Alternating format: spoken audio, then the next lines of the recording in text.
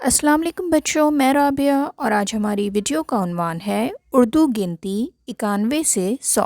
आज के इस वीडियो में हम 91 से 100 तक गिनती पढ़ना और लिखना सीखेंगे। तो शुरू करते हैं। 91 91,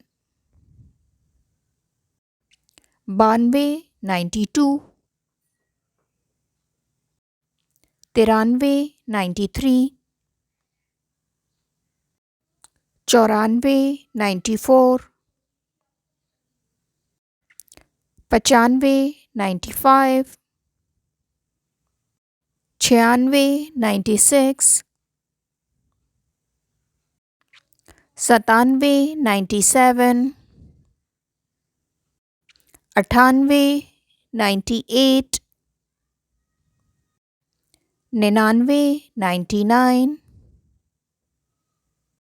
100 100। एक दफ़ा फिर पढ़ते हैं। 91 92 93 94 95 96 97 98 99 100। आज के इस वीडियो में हमने उर्दू गिनती 91 से 100 तक पढ़ना और लिखना सीखी है। आज के लिए इतना ही। मेरी नेक्स्ट वीडियो तक अपना बहुत ख्याल रखिएगा। फिर मिलते हैं। अल्लाह हाफ़िज़।